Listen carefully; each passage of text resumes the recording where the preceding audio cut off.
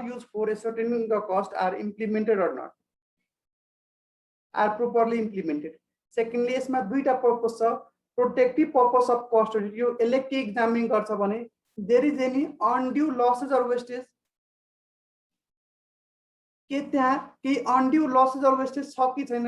No undue wastage or losses भनेको जे plan थियो हाम्रो कि 10 वटा युनिट्स हाम्रो लस हुन्छ, 10 वटा भएको छ, 11 वटा भएको छैन, 12 वटा या 15 वटा लस भएको छैन. सो यसले देखायो कि अनड्यू वेस्टेज र लस भएको छैन. र जुन तपाईको जुन मेन्टेन गर्नु भएको छ नि कस्ट डाटा, जे हामी कस्ट डाटा मेन्टेन गरेका छौं त्यो कस्ट डाटा चाहिँ कस्ट अफ प्रोडक्सन चाहिँ रियलिस्टिक हो, करेक्ट हो.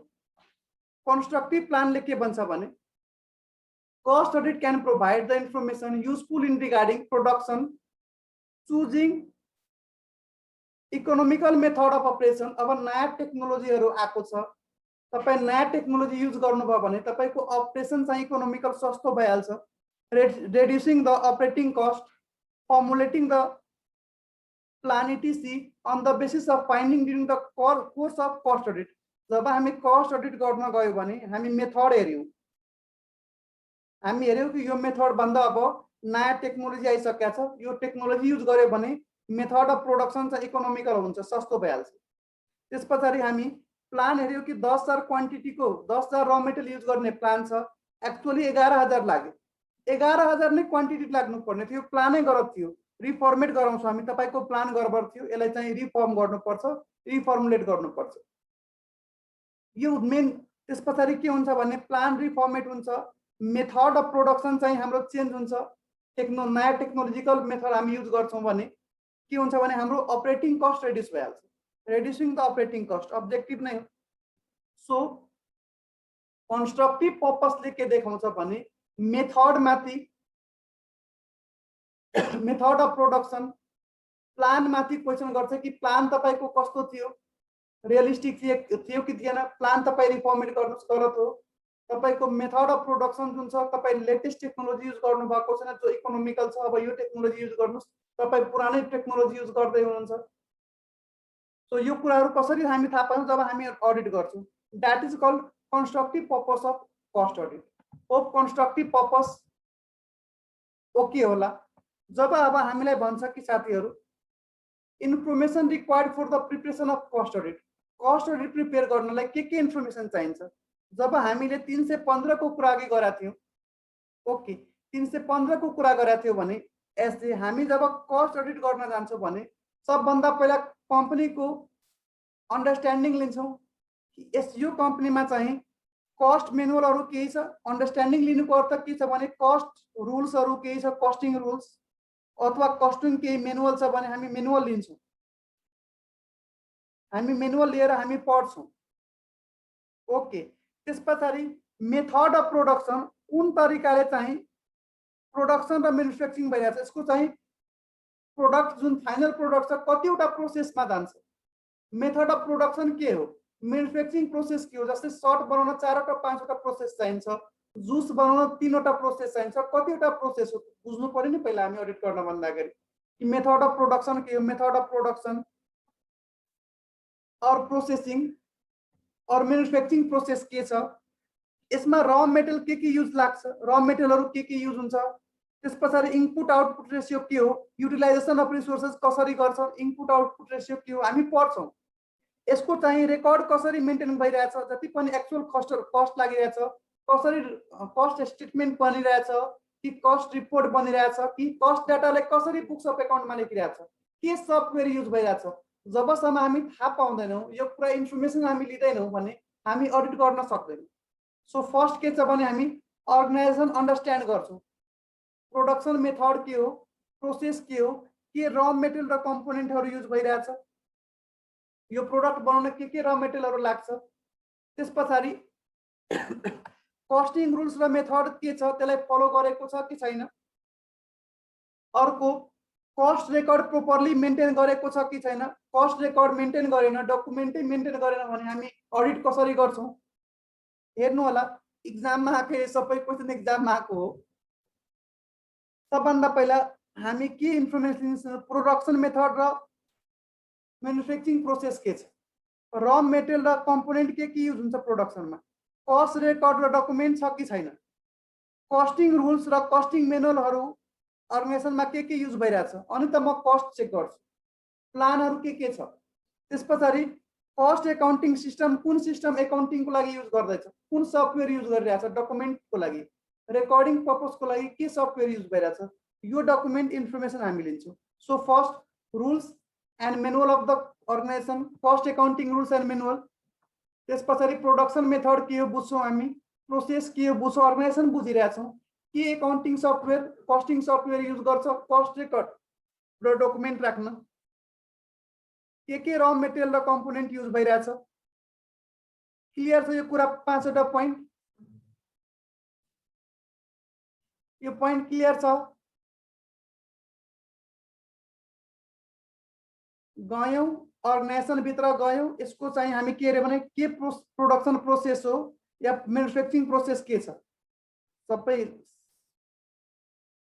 के भन्छन्, सबै सीएले गर्ने अडिट कस्ट अडिट हो सर, नो देवी, कस्ट अडिट नेपालमा कम्पलसरी नै छैन, कुनै इन्स्टिट्युटै छैन, इन्डियामा कम्पलसरी हो। आई थिङ्क 35 करोड टर्नओभर कसैको इन्स्टिट्युट हुन्छ र अझै कुराहरू छ त्यहाँ, अनि कम्पलसरी कस्ट अडिट गराउनु पर्छ, बाहिरको देशहरूमा कम्पलसरी हो, नेपालमा चाहिँ आफ्नो पर्पजको लागि यदि कुनै म्यानुफ्याक्चरिङ कम्पनीले कस्ट अडिट गराइरहेछ भने ठिकै छ, कम्पलसरी नेपाल गभर्मेन्ट अफ नेपालले सायद कस्ट अडिट कहीँ गरेकै छैन। तपाईहरु अझै पढ्दै हुनुहुन्छ, मभन्दा अपडेट हुनुहुन्छ, तपाईहरुले अझै थाहा हुनुपर्ने लमा हेर्नु होला अथवा अडिटमा। अनि त्यस पछाडि इन्डियामा चाहिँ कम्पनी एक्टको सेक्सन 148 ले पनि कम्पलसरी अडिट गराउन भनेको छ। यहाँ छ नेपालमा हाम्रो कम्पनी एक्ट 2063 ले भनेको छ कि त्यस्तो छैन जस्तो लाग्छ मलाई। सो नेपालमा छैन, कम्पल्सन छैन, त्यहाँ पनि सबैलाई कम्पल्सन छैन, लिमिट थ्रेसहोल्ड लिमिट हो, सबैले गरायो भने त महँगो पर्छ नि त, यो पनि त कस्टको पार्ट पर्छ। सो हामी इन्टिटी अन्डरस्ट्यान्ड गर्छौं, इन्टिटीले कस्ट रुल्स र मेनुअल के युज बनाएको छ, त्यस पछाडि प्रोडक्सनको मेथड के हो, प्रोसेस के हो, के र मेटेरियल र कम्पोनेन्ट युज हुन्छ, त्यसको रेकर्डिङ र डकुमेन्ट छ के छैन, र रेकर्डिङ र डकुमेन्टको लागि के सफ्टवेयर युज गरेछ। त्यसो भए म नेक्स्टमा जान्छु। मलाई लाग्यो यसलाई चाहिँ थ्योरी तरिकाले पढ्नुहुन्छ भने थ्योरी नै लाग्छ, तपाईले प्र्याक्टिकल तरिकाले फ्याक्ट्रीलाई फिल गरेर पढ्नुहुन्छ भने त्यस पछाडि मजा आइहाल्छ यो पढ्नलाई। पुरै प्र्याक्टिकल नै हो यो कुराहरू, हामी थ्योरी तरिकाले पढ्छौँ त्यसैले हामीलाई निन्द्रा आउँछ र हामी बुझ्दैनौँ। र मैले चाहिँ हिजो त म आफै बुझ्न गाह्रो भयो, त्यो कसरी बुझाउने हो भने cost audit to be ordered in the circumstances under which cost audit is ordered। अब तपाईहरुले भन्नु भने कि कस्ट अडिट कति बेला गराउन सकिन्छ या कति बेला हुन्छ, कम्पलसरी छ कि छैन। सो नेपालमा कम्पलसरी त छैन, तर कति बेला कस्ट अडिट हुन सक्छ भनेर हेर्नु होला। प्राइस फिक्सेसनको लागि हुन सक्छ। गभर्नमेन्ट अफ नेपाललाई तपाईहरुले थाहा छ जुन घाँस बाँस कपास थाहा छ नि तपाईहरुले, घाँस र बाँस कपास जुन हुन्छ त्यस्तो कमोडिटीमा या नेशनल इम्पोर्टेन्सको कमोडिटीहरूको प्राइस फिक्सेसन गर्न कस्ट अडिट चाहिँ चाहिन्छ नै।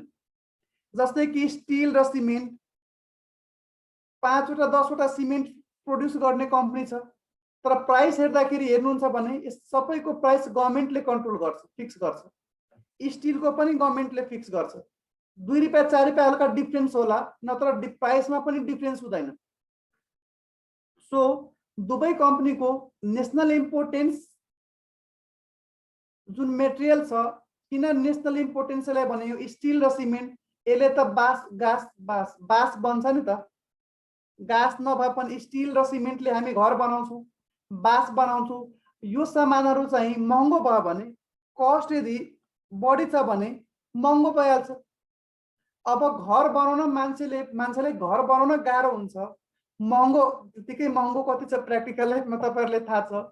यस्तो कस्ट अडिट यस्तो स्टिल कम्पनीको, सिमेन्ट कम्पनीको कस्ट अडिट गभर्नमेन्टले गराउँछ। तिनीहरूले प्राइस फिक्स गरेको कस्ट अडिट गराउँछ कि महँगो किन छ, अनि गराइसकेपछि के हुन्छ भने त्यसको बेसिसमा के हुन्छ भने फाइनल प्राइस गभर्नमेन्टले फिक्स गर्छ।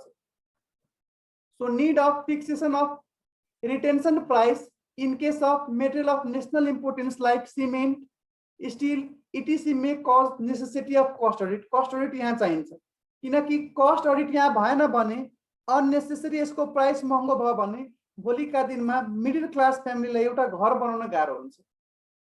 सो दैट यसको प्राइस फिक्स गर्न, नेशनल इम्पोर्टेन्स मेटेरियलको प्राइस फिक्स गर्न कस्ट अडिटको जरुरी पर्छ अनि कस्ट अडिट यहाँ गराउनु पर्छ। अर्को के छ भने cost variance within an industry. हामीले अस्ति अटोमोबाइल इन्डस्ट्रीको कुरा गर्दै थियौँ।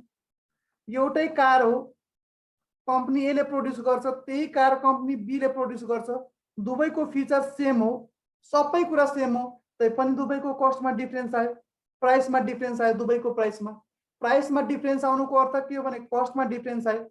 अब के गर्छन् भने दुवैको कस्टमा एउटै इन्डस्ट्री बीच दुईटा जुन अन्डरटेकिङ छ, फर्म छ, सेम कारको सेम फिचर्सको कस्ट कसरी डिफरेन्स आयो, यसको लागि कस्ट अडिट गराउनु पर्यो कि कुन कुन मेटेरियल माथि या कुन कुन कम्पोनेन्ट छ। रिटेन्सन प्राइस भनेको के हो sir? Okay, the need for the fixation of retention price in case of material. retention price भनेको यसलाई कसरी बुझाउँ तपाईहरुले? फिक्स कन्स्टेन्ट प्राइस भन्नुस् न एउटा। यसले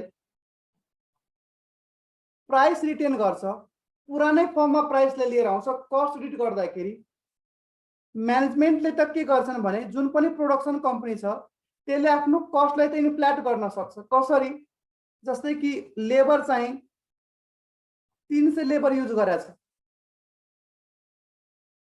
वर्षभरिमा 300 लेबर युज गरेछ, उले देखाइदिन्छ कि मैले 500 लेबर युज गर्यो। 500 लेबर युज गर्न बित्तिकै के हुन्छ भने कस्ट के हुन्छ भने तपाईको कस्ट भइहाल्छ, कस्ट बढिहाल्छ। कस्ट बढ्न बित्तिकै अब हामी अडिट गराउँछौँ कि यो कस्ट, यसको प्राइस किन बढ्यो? पूर्ण रिटेन्सन प्राइस भनेको पुरानै प्राइसमा लाउनु पर्यो यसले। यसको प्राइस त योपालि अचानक बढिसकेको छ। रिटेन्सन प्राइस गर्नलाई, प्राइस रिटेन गर्नलाई ती पुरानै प्राइसमा या एउटा भनौँ न एक्सेप्टेबल प्राइस बन्न सक्नुहुन्छ। एक्सेप्टेबल प्राइस ल्याउनलाई के गर्छन् भने कस्ट अडिट गराउँछन्। नोमिनल प्राइस, यस नोमिनल प्राइस हामी बन्न सक्छौँ, गुगल गरिसक्नुभयो, या एक्सेप्टेबल प्राइस हामी बन्न सकिन्छ। अब यहाँ हेर्दाखेरि 200 र यो हुन्थ्यो। तपाईलाई लाग्छ कि सर म प्र्याक्टिकल कुराहरू देखाइरहेको छु तपाईले कि यो हुन्थ्यो पहिला, त्यसैले तपाईलाई थाहा छ कम्पलसरी प्यानको कुरा आएको थियो अस्ति कि प्रत्येक लेबरको पनि प्यान कम्पलसरी हुनुपर्छ। पहिला त ट्र्याकिङै थिएन, कसैको प्यान थिएन, 1% टिडिएस पे गरिदियो, 500 इम्प्लोइजको खर्च देखाइदियो, कस्ट त इन्फ्ल्याट भइसक्यो। यसको त अब कस्ट अडिट गरे एबनर्मल केसेसलाई कन्सिडर नगर्ने हो सर। एबनर्मल केसेसहरु कन्सिडर गर्ने हो, एबनर्मल केसेसहरु कन्सिडर गर्ने। यो त एबनर्मल केस त हो यो। I am talking about this abnormal case.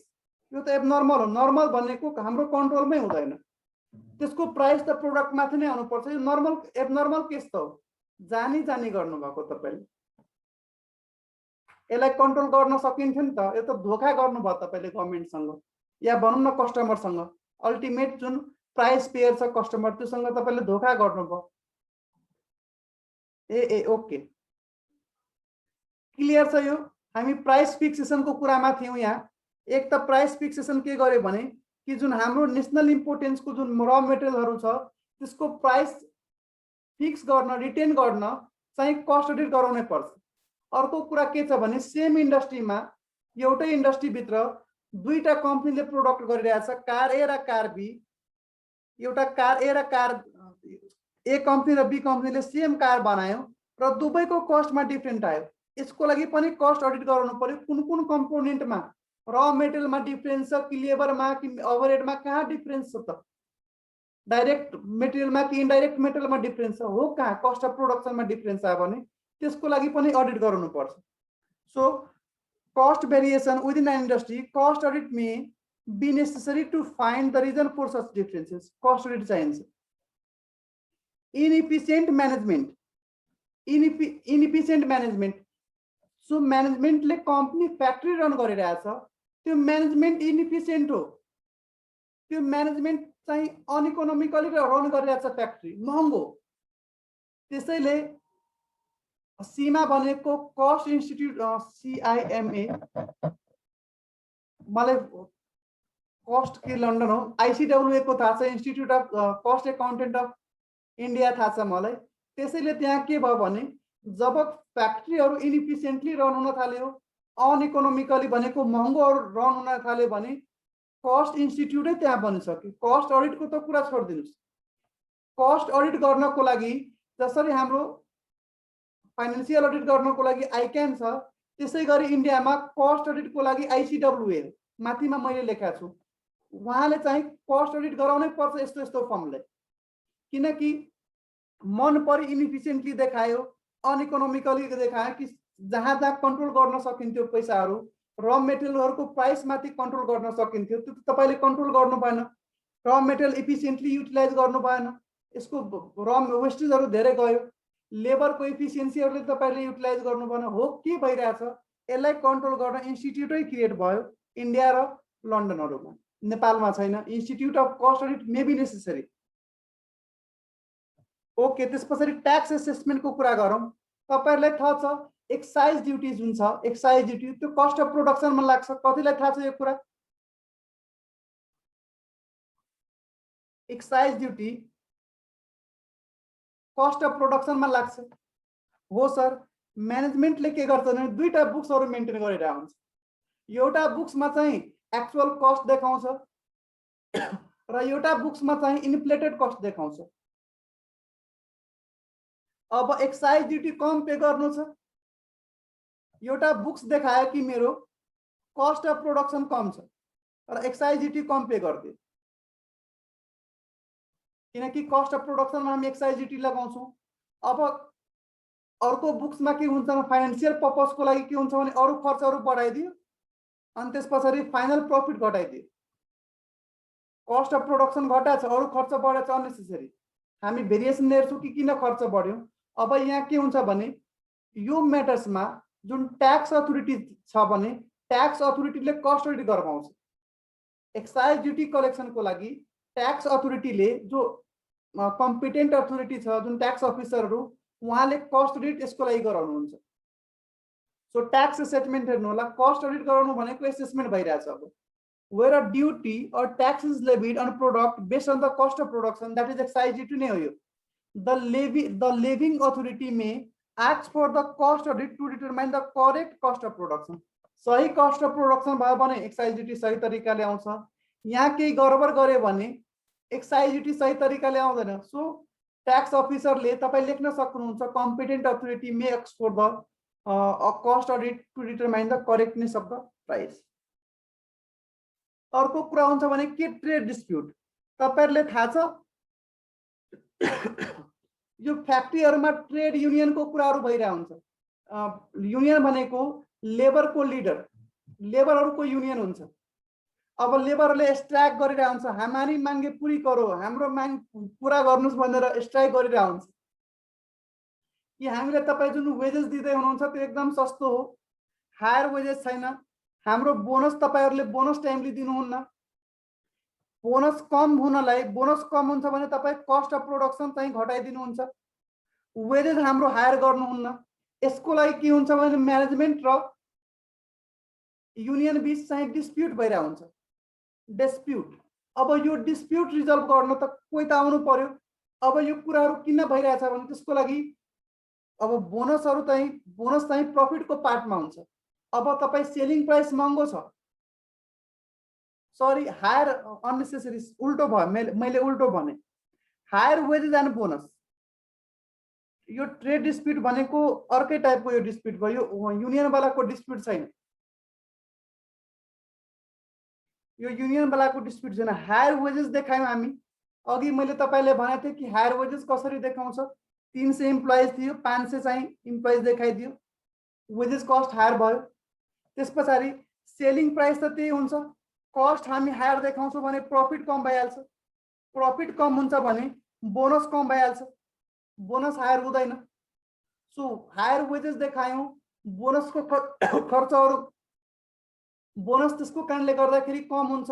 अब यसको लागि के गर्छौँ भने हामी त्यो ट्रेड डिस्प्युट जस्तै कि बोनस एक्ट हो, वेजेसको लागि लेबर एक्ट हो, लेबर एक्ट कहाँ पनि रिपोर्ट पठाउनु पर्छ, बोनस एक्ट कहाँ पनि म्यानेजमेन्टलाई रिपोर्ट पठाउनु पर्छ र उहाँहरूले लाग्यो कि उहाँले पठाएको रिपोर्ट सही छैन, अनि त्यति बेला के गर्नुहुन्छ भने मेरो नेट गयो कि क्या, त्यति बेला उहाँहरूले कस्ट अडिट गराउनुहुन्छ।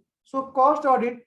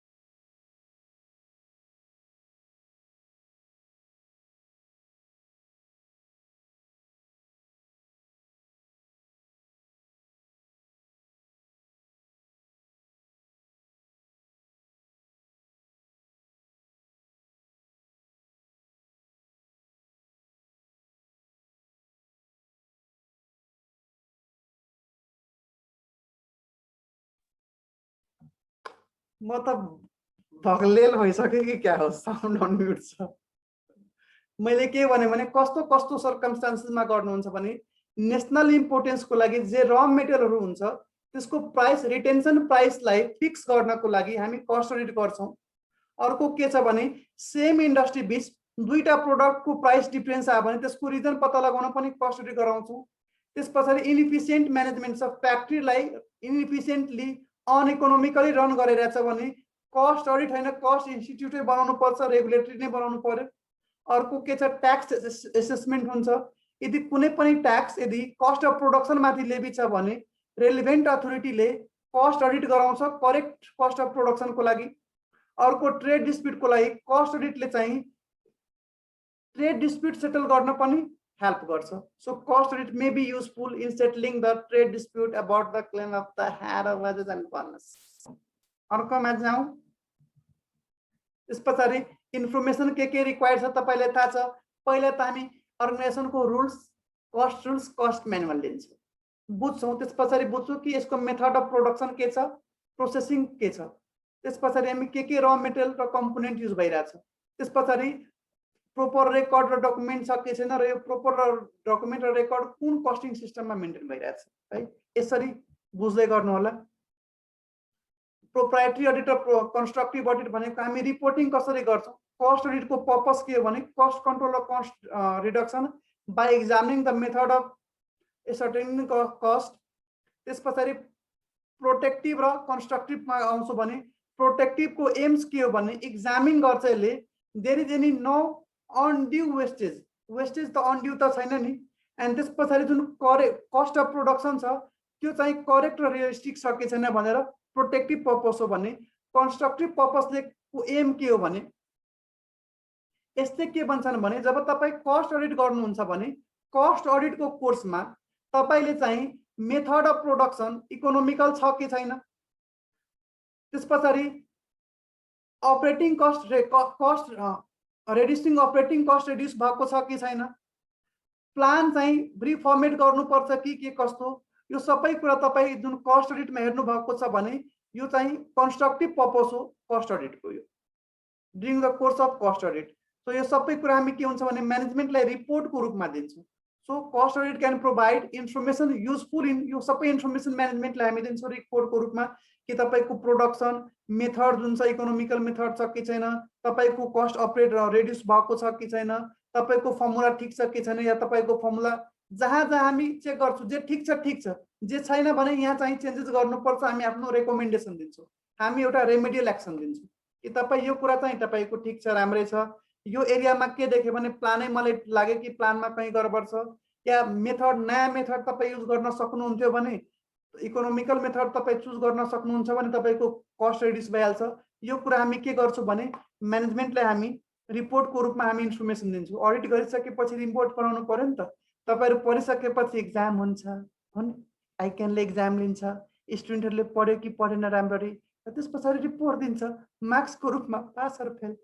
त्यसै गरी हामी अडिट गर्छौँ, कुन कुन एरिया अडिट गर्यौँ त्यसको बेसिसमा हामी रिपोर्ट दिन्छौँ, राम्रो नराम्रो तपाईँको सबै सब्जेक्ट चेक हुन्छ, एउटा एउटा पेपर कुनमा कति मार्क्स आयो, राम्रो नराम्रो, एन्ड रिजल्ट आउँछ। So that is the reporting. प्रोप्राइटीको हेरिसक्यो हामी कि जुन एक्सपेन्डिचर छ त्यो एक्सपेन्डिचर स्याङ्सन र सपोर्टिङले मात्रै हुँदैन, जस्टिफिएबल छ कि छैन, यति कुरा बुझ्नु पर्यो। र जस्टिफिएबलको मैले इक्जाम्पल दिएँ, कसरी हामी कस्ट अडिटबाट त्यो कुरा थाहा पाइन्छ। द्याट इज कल्ड प्रोप्राइटरी अडिटबाट। इफिसियन्सी अडिटको कुरा हामी गऱ्यौँ। इफिसियन्सी अडिट भनेको के हो कि एक्चुअल रिजल्टलाई हामी कम्पेयर गर्छौँ स्ट्यान्डर्डसँग। इफिसियन्सी रिपर भनेको स्ट्यान्डर्ड डिजायर रिजल्टसँग। हामी अर्को यो केसँग कन्सर्न छ भने utilisation of resources in economic manner or must remuneratory manner. यो कसरी हामी चेक गर्छौँ? इफिसियन्सी अडिट हामी अडिट गर्दाखेरि कसरी चेक गर्छौँ भने अर्गनाइजेसनको प्लान लिन्छौँ, एक्चुअल रिपोर्टलाई रिजल्टलाई चाहिँ एक्चुअल पर्फर्मेन्सलाई चाहिँ प्लानसँग कम्पेयर गर्छौँ, केही भेरिएसन आएको छ भने त्यसको इन्भेस्टिगेसन गरेर रिजन पत्ता लगाउँछौँ र हामी रिमेडियल एक्सन त्यस पछाडि भन्छौँ कि यो एक्सन लिनुपर्ने। यो भयो इफिसियन्सी अडिट। त्यस पछाडि हामी एडभान्टेज र डिसएडभान्टेजमा आउँछौँ। एडभान्टेज बाँकी थियो, ओके 10 बजेसम्म इन हुन्छ। यो एडभान्टेज के हो त? कस्ट अडिटको cost audit is helpful for the purpose of cost control, cost reduction and utilisation of scarce resources. तपाईँहरूले की फ्याक्टर हेर्नु भएको छ, रिसोर्स एकदम स्कार्स हुन्छ, त्यसको बेस्ट युटिलाइजेसन गर्नु पर्यो। यो फर्स्ट हाम्रो के भयो भने एडभान्टेज म्यानेजमेन्ट पर्सपेक्टिभबाट। त्यस पछाडि के हुन्छ भने कस्ट अडिटले गर्दाखेरि कस्ट रेकर्ड के हुन्छ, मेन्टेन हुन्छ, सो द्याट पर्चेजको इन्फर्मेसन हामीसँग हुन्छ कि लास्ट टाइम हामी कतिमा पर्चेज गरेका थियौँ, 12 रुपियाँमा, अब कतिमा पर्चेज गर्छौँ, 12 मा। अब त्यस पछाडि हामीहरू ओ माई गड यो त 13 मा पर्चेज गरेको छ, ओहो हिरो अयो हिरो भएको छ है। ल 1 रुपियाँ बढी पर्चेज गर्नुभयो, हामीले इन्फर्मेसन दिउँ, हामी डेपमा गयो आफ्नै ओहो गर्लफ्रेन्डको दाइको पसलबाट किनेछ, गर्लफ्रेन्डलाई इम्प्रेस पार्नलाई 1 रुपियाँ महँगो, स्यालेरीबाट दिनु पर्दैन त्यस्तो इम्प्रेस पार्ने। के भयो साथी, म इक्जाम्पल मात्रै दिँदैछु यार, डोन्ट टेक इट पर्सनली। अर्को के छ, जुन युटिलाइजेसन अफ मेटेरियल छ नि, हामी मेटेरियल इनपुट आउटपुट रेसियोको कुरा गर्दैछौँ भने 100 युनिट्सबाट 90 प्रोडक्सन हुनु पर्थ्यो भने 100 युनिट्सबाट 90 प्रोडक्सन हुनु पर्थ्यो, अब हामी 100 युनिट्सबाट 88 प्रोडक्सन गर्दैछौँ। यसको अर्थ मेटेरियल तपाईँले युटिलाइज कस्तो गर्नुहुन्छ, 92। इट मिन्स तपाईँको युटिलाइजेसन अफ मेटेरियल एकदम राम्रो छ। एक्सपेन्सेस जुन वेजेस र ओभरहेडमा जुन एक्सपेन्सेस इन्कर गर्नुभएको छ त्यो कस्ट अडिटले त्यो कुरालाई इन्स्योर गर्छ, प्रोपर गराउँछ र भोलिका दिनमा थ्रेट हुन्छ प्रत्येक डिपार्टमेन्टमा, ए कस्ट अडिट हुन्छ है यिनीहरूले पत्ता लगाउँछ, हामी केयरफुल बस्नुपर्छ न। कहाँबाट अडिटरले के खाएको हुन्छ यार, यिनीहरू कसरी आएको हुन्छ, कसरी पत्ता लगाउँछन् र जहाँ इरर छ त्यही पत्ता लगाएर जान्छ, जे गल्ती छ त्यही। अरे बाबा अडिट गर्दाखेरि गल्ती जे छ त्यही पत्ता लाग्छ नि। चोरले चोरी गरेपछि पुलिसले इन्भेस्टिगेसन गरेपछि चोरले चोरी गरेकै कुरा पत्ता लगाउँछ नि, चोरी नभएको कुरा कसरी पत्ता लगाउने त? जे कुरा ठिक छ त्यसलाई ठिकै भन्नु पर्यो नि। यो कि मेरो आँखालाई आँखा नभनौँ अनि त्यस पछाडि यो कपाललाई कपाल नभनौँ, त्यसलाई ठिकलाई ठिक भन्नु पर्यो, बेठिकलाई बेठिक भन्नु पर्यो। अनि हामी अडिट गर्न जाँदाखेरि सधैँ मलाई भन्छ यो कुरा तपाईँ कसरी थाहा पाउनुहुन्छ? ए तपाईँले गरेको कुरा किन नथाहा पाउने रे? सो टेक्निक्स टुल्सहरू हामी युज गर्छौँ। सो प्रोपर रेकर्ड्स मेन्टेन गरे हुन्छ भने कस्ट अडिटले गर्दाखेरि प्रोपर रेकर्ड्स पर्चेजको, युटिलाइजेसन अफ मेटेरियलको रेकर्ड हुन्छ, प्रिभियस एक्सपेन्सेस वेजेसमा कति भयो, ओभरहेडमा कति भयो। यसले गर्दाखेरि के हुन्छ भने भोलिका दिनमा जुन हामी पर्चेजको फोरकास्ट गर्छौँ त्यसमा मद्दत पुर्याउँछ। Utilisation of resources last time 100 युनिट्समा 92 बनाएको थियो भने फेरि अब 100 युनिट्समा 92 बनाउनु पर्यो। को लेबर थियो त्यो हाम्रो स्ट्यान्डर्ड मेन्टेन गर्न सक्छौँ। वेजेस 5000 मा ओभरहेड 5000 मै हाम्रो चाहिँ 9000 क्वान्टिटी भएको थियो भने नेक्स्ट टाइम पनि त्यतिकैमा हुन्छ। सो रेकर्डले के गर्छ भने फ्युचर प्लानलाई पनि बुस्ट गर्छ। सो यो पनि हेल्प गर्छ कस्ट अडिटले। अर्को के छ भने कस्ट अडिटले के इन्स्योर गर्छ भने जुन हामी प्रोडक्ट बनाएको छौँ त्यो प्रोडक्ट चाहिँ इकोनोमिकली सस्तो भएको छ, इफिसिएन्टली राम्रो भएको छ, क्वालिटेबल भएको छ, इफिसिएन्ट भएको छ, त्यो पनि कस्ट अडिटबाट थाहा पाउँछौँ। किनकि कस्ट अडिटले जति पनि कस्टिङको एलिमेन्ट छ सबैलाई टच गर्छ।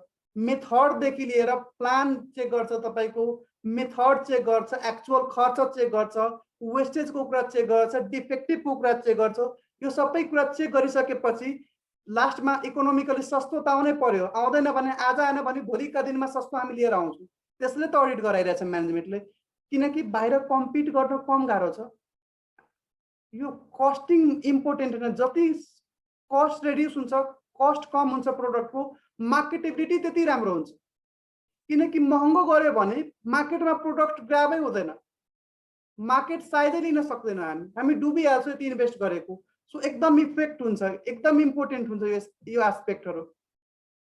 त्यस पछाडि के हुन्छ भने कस्ट अडिटले गर्दाखेरि डिटेक्सन, गर्लफ्रेन्डको दाइसँग किनेर ल्याएको कुरा डिटेक्सन हुन्छ। त्यस पछाडि फ्रड पनि पत्ता लाग्छ। ओहो हेर त 1000 रुपियाँ दिएको लेबरलाई र 1200 रुपियाँ लेखेको छ, कस्तो फ्रडेन्ट हो। यो कुराहरू पनि कस्ट अडिटबाट त पत्ता लाग्यो। So cost audit helps in detection of the error, deflection and frauds. Thus, the staff will have to more careful in their day-to-day work. Staff careful हुनु पर्यो। अर्को के छ भने यसले इंटरफर्म कंपेरिजन गर्नलाई हेल्प गर्छ। It cost audit helps the management in interfirm comparison. So तपाईको पहिला यसको एडभान्टेज मैनेजमेंट पर्सपेक्टिभको लागि के हो भने यसले चाहिँ इन्स्योर गर्छ यो केमा युजफुल हुन्छ भन्ने for the purpose of cost control, cost reduction and utilization of efficient proper utilization of scarce resources. Second तपाईं के भन्नुहुन्छ भने cost records ensure the proper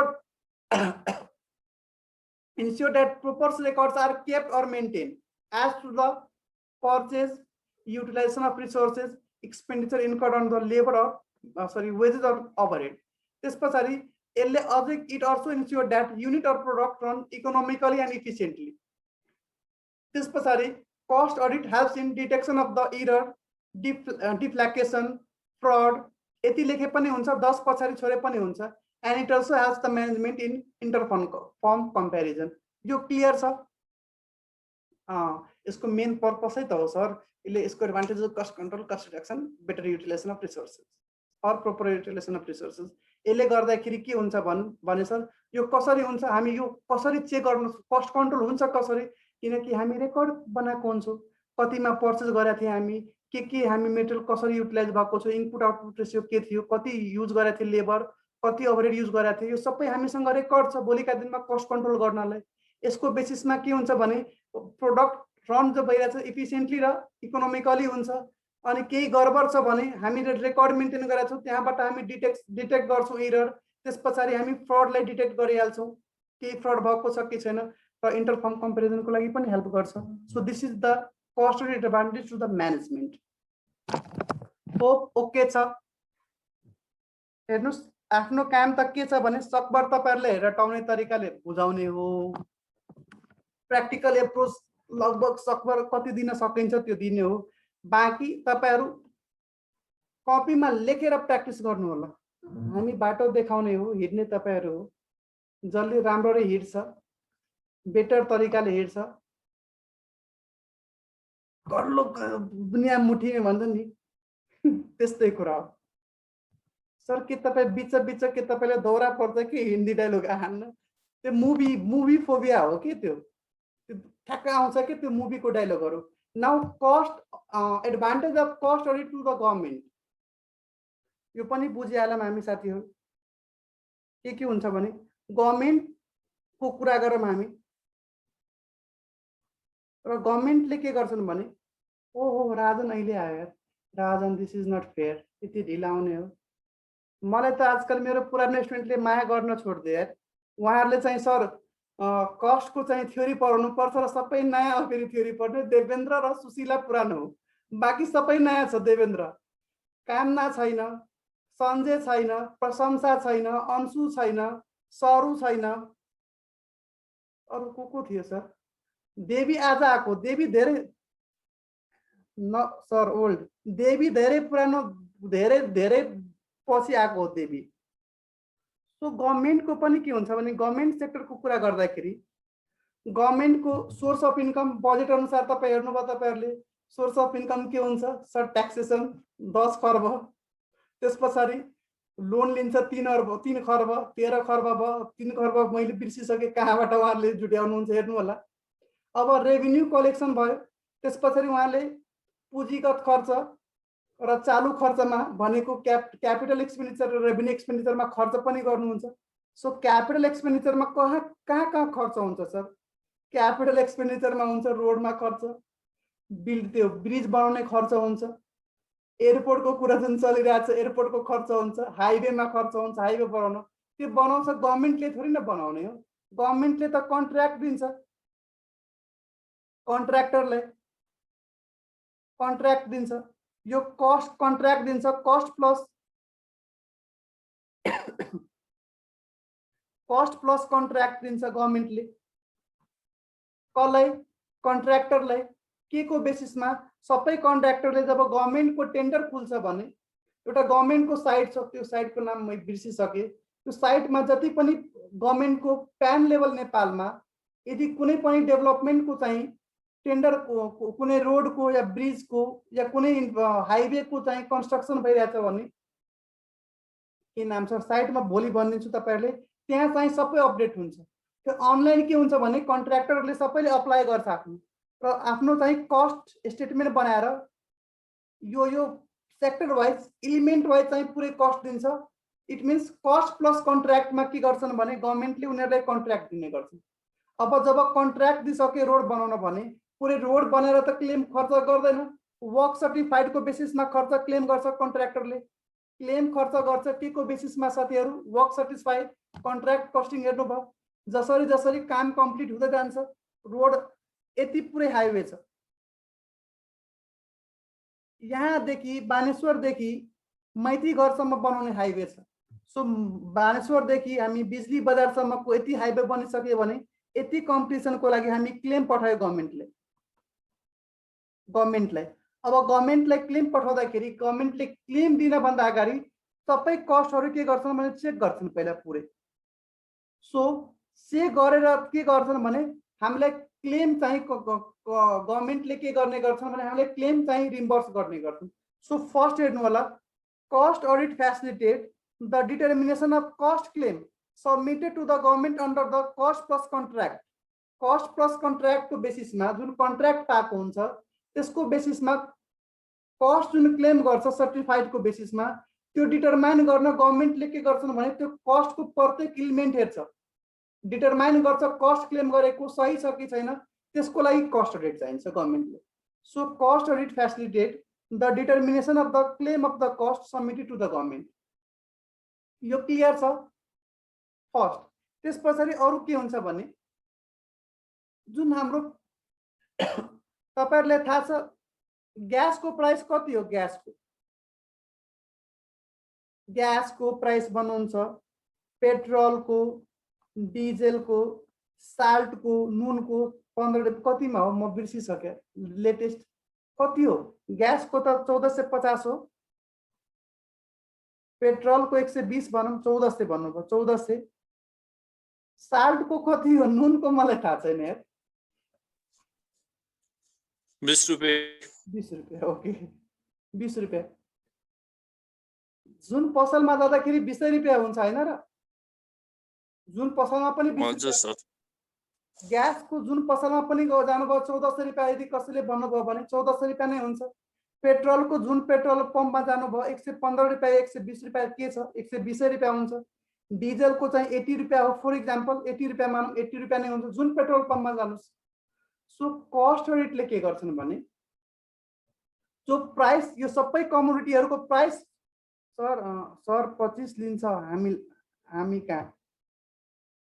ए वहाँ चाहिँ त्यो विकट पहाडमा बस्नुहुन्छ। सो जुन प्राइस फिक्सेसन यो कमोडिटीहरुको प्राइस फिक्स जुन अथोरिटीले गर्छन् यो अथोरिटीले के गर्छन् भने प्राइस फिक्स गर्न भन्दा पहिला कस्ट अडिट गराउँछन् कि यो प्राइस जुन मार्केटमा यो कमोडिटीहरुको जुन प्राइस छ यो प्राइस सही छ कि छैन सबभन्दा पहिला कस्ट अडिट यसको गर्नुस् र कस्ट अडिट गरिसकेपछि त्यसपछि प्राइस निर्धारण गर्ने so for the fixation price fixation body utilize the cost audit report for fixing the fair price of the commodity यो कमोडिटीहरुको फेयर प्राइस फिक्स गर्नलाई कस्ट अडिट रिपोर्ट गर्छ युटिलाइज गर्छ कसले प्राइस फिक्सेसन अथोरिटी नेपालमा को मलाई थाहा छैन फेरि यो अथोरिटी नो नलेज तपाईहरुलाई छ भने भन्नु होला म अपडेट भइहाल्छु सो मैले कमोडिटीहरुको प्राइस भने यो कमोडिटीहरुको प्राइस फिक्स गर्नलाई they need cost audit report and they utilize for the fixation of the price. Second, third हेर्नु होला थर्ड के छ भने तपाईहरुलाई थाहा छ यो चाहिँ गभर्नमेन्ट हो यो चाहिँ गभर्नमेन्ट लेखिदियौ यो चाहिँ एउटा कम्पनी हो यो कम्पनीले के गर्छन् भने बाहिर सामान एक्सपोर्ट गर्छ सामान एक्सपोर्ट आज हेर्नुभयो तपाईहरुले एफओबी भ्यालुमा चाहिँ एक्सपोर्ट गर्दाखेरि ड्युटी ड्रब्याक पायो त्यसपछि क्याश असिस्टेन्स के एक्सपोर्ट इन्सेन्टिभ पायो आजै पढेको हामीले हैन क्वेशन नम्बर 40 मार्जिनल कस्टिङको कसैले याद छ भने राइट देवेन्द्रलाई याद होला यस सर हो सर सो यदि हामी एक्सपोर्ट यदि कुनै पनि कम्पनीले एक्सपोर्ट गर्छ भने त्यसपछि भ्याटमा पनि तपाईलाई थाहा छ कि यदि 70% भन्दा बढी एक्सपोर्ट गर्छ भने तपाईको र मेटेरियलमा चाहिँ भ्याट तपाई पे गर्नुहुन्छ त्यो सबै भ्याट रिफन्ड हुन्छ त्यस्तो चाहिँ कम्पनीले गभर्नमेन्टले के दिएको छ भने कम्पनीलाई र त्यसपछि तपाईको प्राइस चाहिँ selling price cost plus 10% margin हुनु पर्यो कि 15% त पनि कन्डिसनर हो भ्याट रिफन्डको लागि भ्याटमा पर्नु होला त्यसपछि एक्सपोर्ट इन्सेन्टिभ दिन्छौं हामी ड्युटी ड्रब्याक दिन्छौं के को बेसिसमा तपाईको एफओबी भ्यालु अथवा एफओबी भ्यालु पनि हामी के को बेसिसमा अघि बिहान क्याल्कुलेट गर्यौं कस्ट के बेसिसमा